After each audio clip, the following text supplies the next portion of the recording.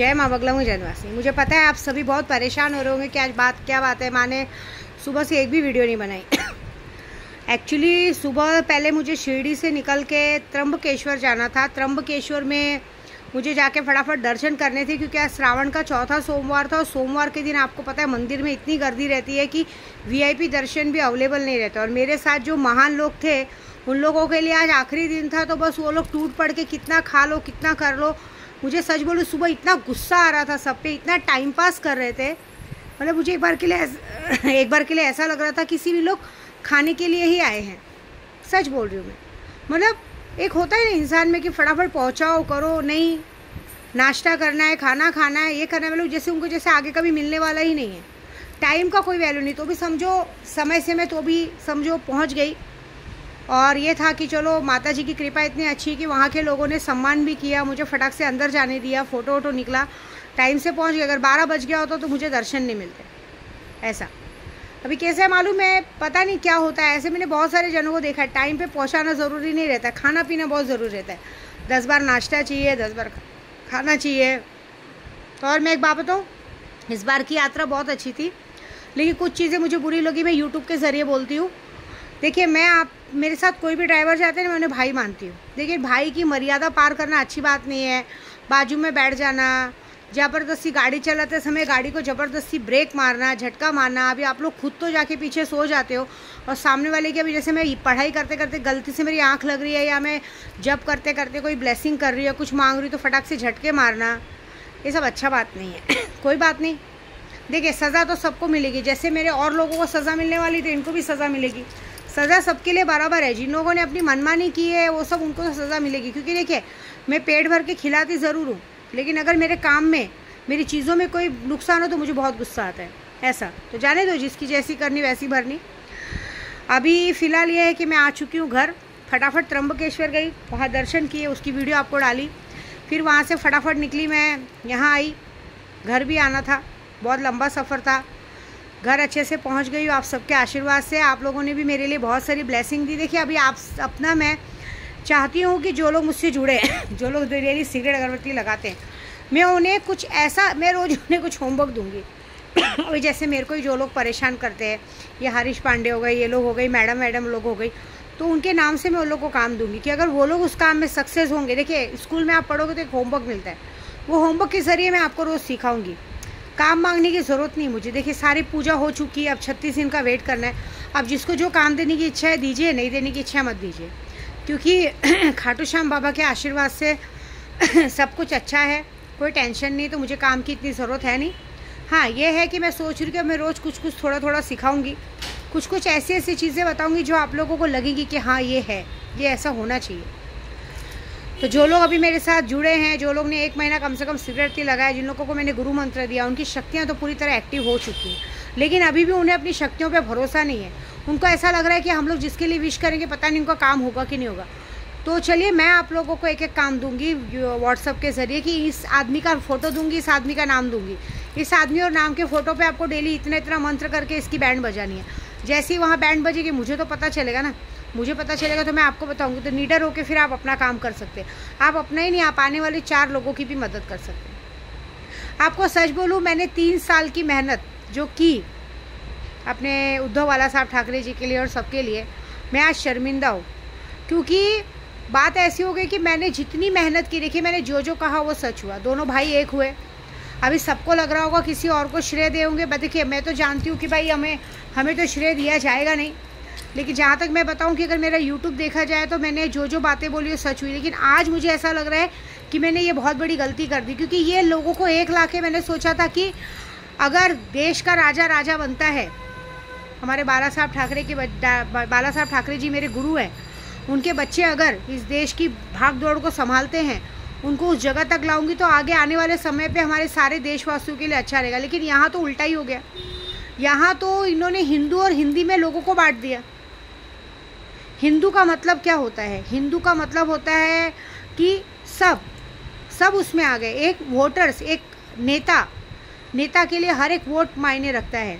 जहाँ पे जिस जगह पे जितने वोटर आईडी रहते हैं उन सारे वोटर आईडी के आईडी मायने रखती है। अब ये मायने नहीं रखता है कि वो गुजराती है या मराठी है या बंगाली है या पंजाबी है या मारवाड़ी है, वो उससे मतलब नहीं है। लेकिन यहाँ तो हिंदू और हिंदी को बांट दिया गया, रोज़ आए दिन मारी मारो और हमको प्रांत प्रांतीय कह दिया गया। इससे कल मेरी बातों के दिमाग में क्लिक हुआ कि ये कुछ तो पुराना घाव है। अभी शायद कोई खुल के बोल नहीं रहा है। पुराना घाव यही होता है, या तो इंसान कोई प्यार में धोखा खाया रहता है, या तो कुछ ऐसा कुछ पुराने समय पे हुआ है जिसकी वजह से सामने वाले का खास करके यूपी प्रांत प्रांतियों पे, बिहारियों पे कुछ ज़्यादा ही है। हम तो ब्राह्मण हैं, हमें तो कुछ मतलब नहीं है। देखिए हमें तो चिंता नहीं है, हम यहाँ पे अपने बल पे रह रहे, अपना खा रहे कमा रहे। मराठी बोलनी आनी चाहिए, ये थे आम्हाला मराठी बोलायला, काही वांदा नहीं। लेकिन जिसको नहीं आती उसे सीखने का मौका दीजिए।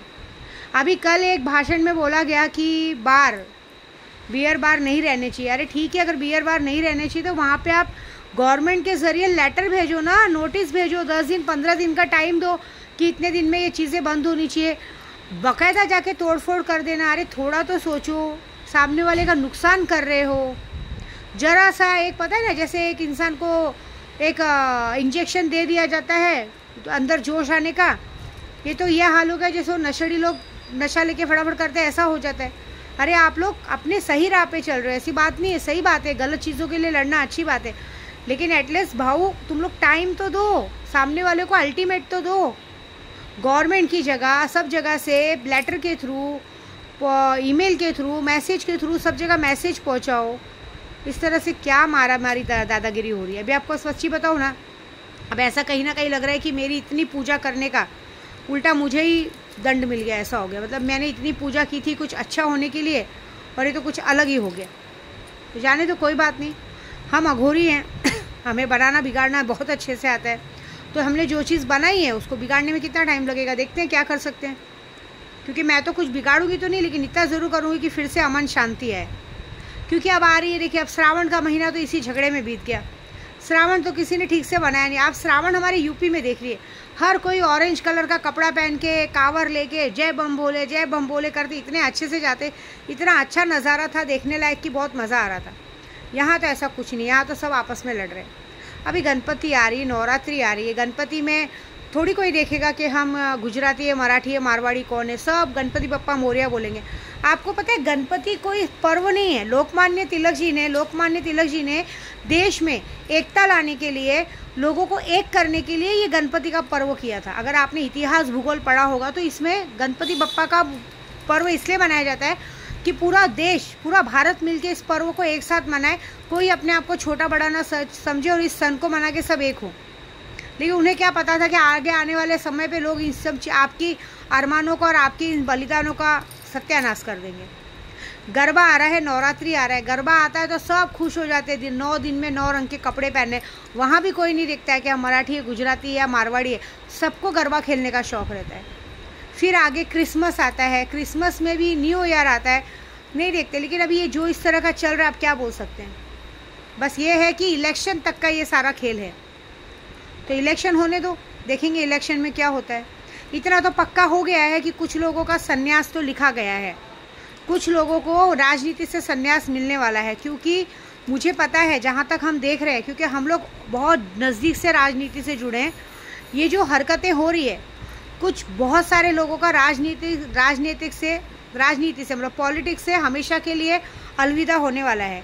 और ये जो सारी चीज़ें हो रही है उसका बहुत बड़ा भुगतान भी होगा। मेरे को अपने आप पे शर्म आती कि I am shame on you कि मैंने इतनी मेहनत की, इतनी मेहनत करने के बाद ये नतीजे देखने पड़ रहे हैं कि हमने जिनके लिए मेहनत की वो लोग हमें ही भगाने पे लगे हैं। क्या कर सकते हैं, पता नहीं हम प्रांतियों ने इतना क्या बिगाड़ दिया है। हम यूपी मैं तो बिहारी नहीं हूँ, लेकिन अब यूपी वालों ने क्या बिगाड़ दिया। अभी आपको पता है किसी ने तो, कोई तो भाई थे महाराष्ट्र थे, उन्होंने तो इतनी गंदी बात बोली अपने रील्स में, ये कही कि तुम्हारा आदमी एक इधर रहता है, तुम्हारे आदमी का भाई उधर रहता है, तुम लोग की औरतें पता नहीं किसके साथ सोती हो। अभी ये कितनी गलत बात है। आपको इस बात के लिए हमें बोलने का कोई हक नहीं, हमें कभी आप तक आपकी औरतों तक नहीं आए हैं। लेकिन कहते हैं ना संस्कार जबान, अभी कैसा है। आप लोग ना आगा देख रहे हो, ना पीछा देख रहे हो, ना तो संविधान पढ़ रहे हो, ना संविधान में लिखे हुए अक्षर पढ़ रहे हो। जो बाबा साहब आम्बेडकर जी ने जो संविधान लिखा था, संविधान में जिस तरह की आज़ादी लिखी थी, वो सब कुछ नहीं पढ़ना है। आप लोग सिर्फ और सिर्फ एक भाषण और एक मुद्दे के ऊपर बस किसी ने बोल दिया और उस बात पे लड़ना है, ना आगे पीछे देखना है, कुछ नहीं। कोई बात नहीं, सब पर केस बन रहे हैं, केस बनेगा भाई, फिर करना। मैं तो बस इतना भगवान से मनाऊंगी कि अभी इतनी बड़ी यात्रा करके आई हूँ ना, अब मैं अपने ग्रुप वालों के साथ मिलके ये सारी चीज़ों को ठीक करूँगी। इसलिए मैंने अभी काम मांगना तो बंद कर दिया है, काम तो मुझे चाहिए नहीं, क्योंकि जितनी पूजा करनी थी बहुत पूजा करके आ गई हूँ। और मेरे खाटू श्याम में मुझे पूरा भरोसा है कि आगे के नैया पार लगाएंगे। और कुछ खास लोगों को बराबर करने खास करके मैं आई हूँ यहाँ पे। कुछ खास लोगों को बड़ा शौक है मेरे घर पे नहीं रहने पे भी आ जाना, लेटर भेज देना, तो उन लोगों को उस लेटर का कैसे जवाब देना उसको मैं बराबर करने आई हूँ। तो बस थोड़ा सा वेट करो। अब विद्या देवी यहाँ से कहीं जाने वाली नहीं है, अब बस यहीं रह के जरा पहले सारा मामला सलटेगी, उसके बाद की कहीं यात्रा करेगी, ठीक है ना। अभी पहले तुम सब लोगों की जरा उल्टी गिनती में पूरी करूँ, उसके बाद की बात कोई यात्रा होगी, ठीक है। जरा आमने सामने बैठते देखते क्या होता है। तो फाइनली बता दूं कि विद्या देवी बॉम्बे आ चुकी है। अब जिसके मायके लाल में दम है, जिसकी माँ ने असली दूध पिलाया है, आ जाओ घर पे, उसके बाद लड़ने भिड़ने को मैं तैयार हूँ, ठीक है ना। देखते क्या होता है।